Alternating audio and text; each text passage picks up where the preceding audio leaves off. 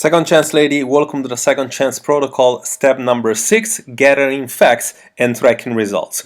This is a fundamental step that cannot be overlooked, and unfortunately a lot of people overlook this step, and this is why people don't know where they are in their journey and they would technically quit most of the time, even when they're having still experiencing progression. Okay, so they do quit too early or because they're not clear on what the situation is like. So what we're going to learn today, we're going to make sure that you're getting results, you're going to make sure that you're progressing, and you're not going to make sure that you know exactly how to track those particular things in such a way that you stop relying all your self-worth and your confusion upon the scale, and you don't only rely on that specific number, which is weight, but specifically you know exactly what you should be looking at every single time you want to know if you're progressing right. This is basically going to make sure that you know you're progressing, and it's basically going to make sure that you understand that you're not wasting time. Okay, so you're going to know exactly how to do all that.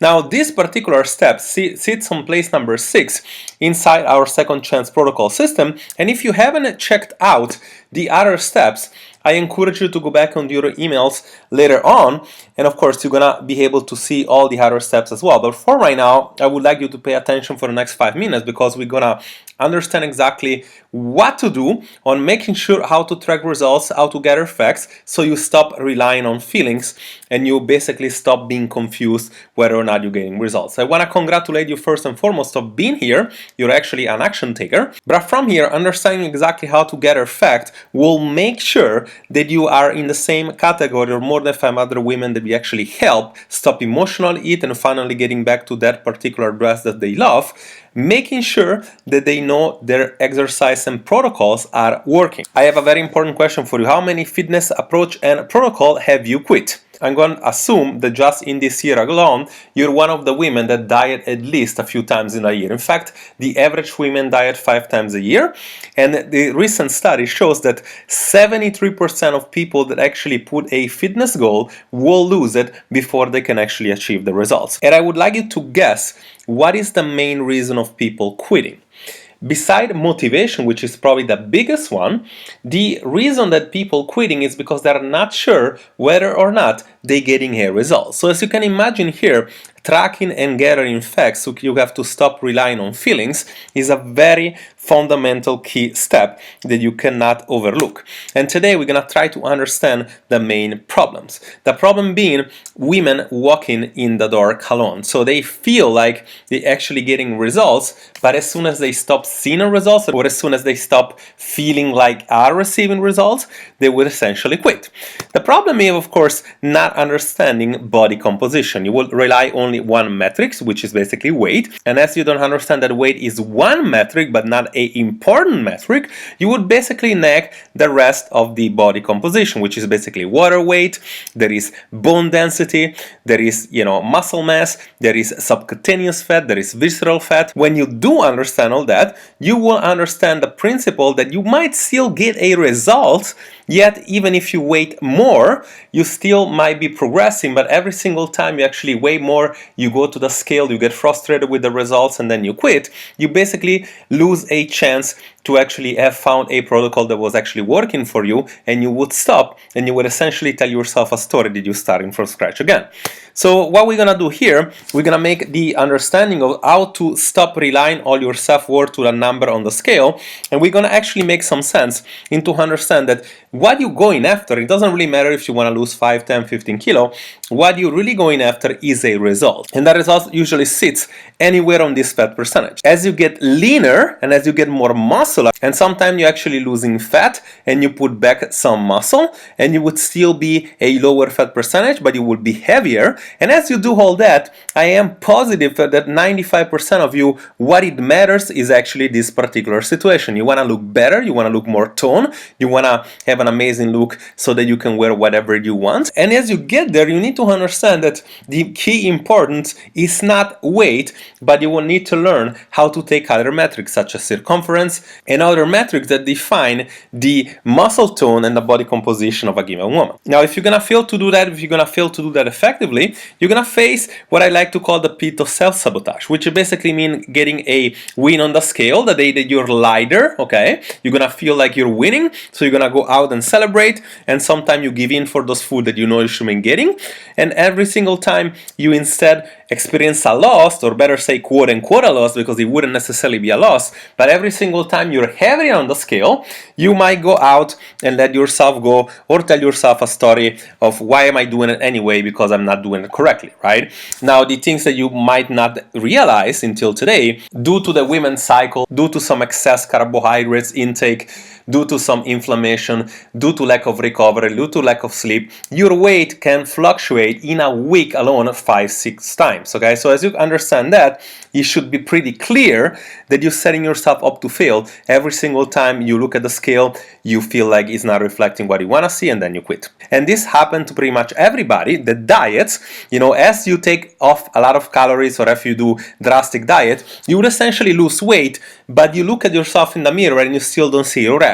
So you don't necessarily see yourself looking any better, but you would be lighter, and you have this perception that you're actually gaining some sort of results, but then you're not happy. So you're almost like deceived, right? You look at the scale, it reflects what you want to see. You're lighter, but then you look at the mirror and you're still not able to wear whatever you want to be wearing, and that kind of sucks, right? Because like you essentially tell yourself the story that you're still failing.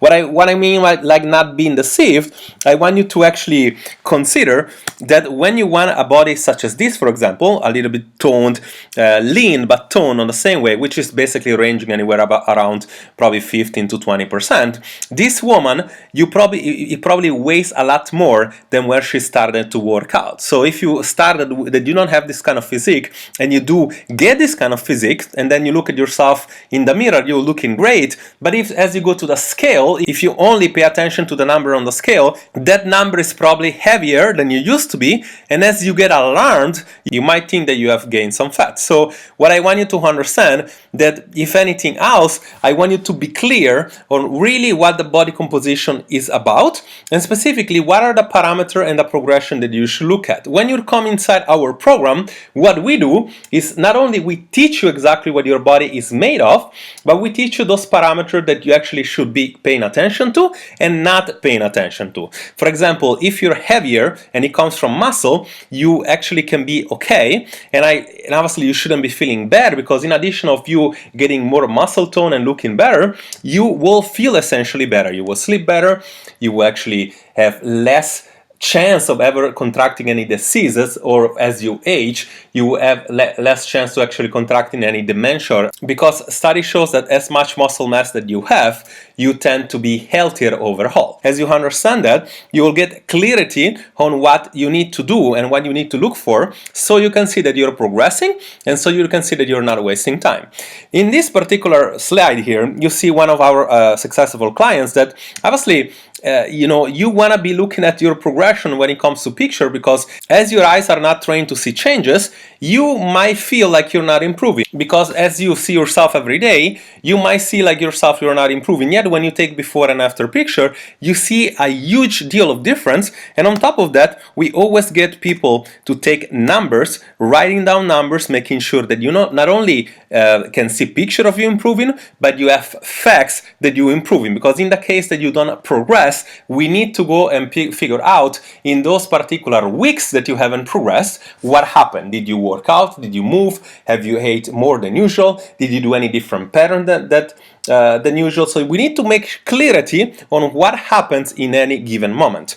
And of course, we teach you, like I said before, the principle of body composition, and we have even devices that actually measure that, such as lean muscle tissue, such as water weight, visceral fat, and so forth. So you're gonna have clarity from A to Z on where to go, and making sure that you progress and you know that you're not wasting your time. This is going to give you clarity, and it's going to give you peace of mind, because when we don't have peace of mind, like I said before, it's easy to think about quitting, and it's easy to get demoralized.